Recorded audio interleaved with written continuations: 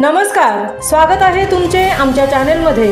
आवाज महामुंबईचा, शोध बातमीचा, कौल मनाचा।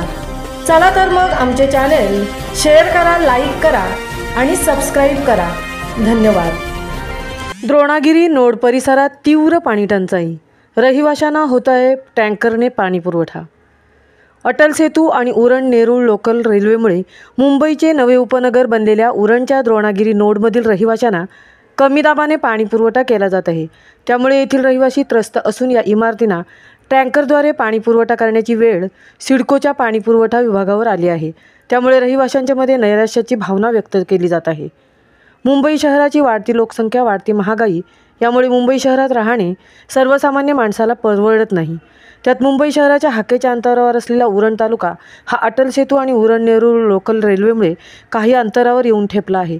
त्यामुळे नागरिकांनी उरणला सर्वाधिक पसंती दर्शवली असल्याने सिडकोच्या माध्यमातून द्रोणागिरी नोड परिसर झपाट्याने विकसित होत आहे। या परिसरात उंच उंच इमारती उभ्या असल्याने या इमारतीमधील रहिवाशांसाठी पाणी पुरवठा करण्यासाठी सिडकोकडून जलवाहिनी टाकण्यात आली आहे। मात्र सदर जलवाहिनीतून कमी दाबाने पाणी पुरवठा केला जात आहे। एकंदरीतच इमारतींमधील रहिवाशांना पुरेसा पाणी पुरवठा होत नाही। त्यामुळे रहिवाशांना पाणी टंचाईचा सामना करावा लागत आहे। यामध्ये अक्षर इस्टोनिया इमारतीच्या नागरिकांनी पिण्याच्या पाण्यासाठी 2022 आंदोलनही केले होते।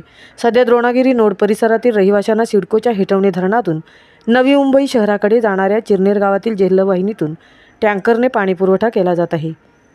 आवाज महामुंबईचा चॅनेलसाठी अनंत नारंगीकरसह तृप्ती भोईर, उरण।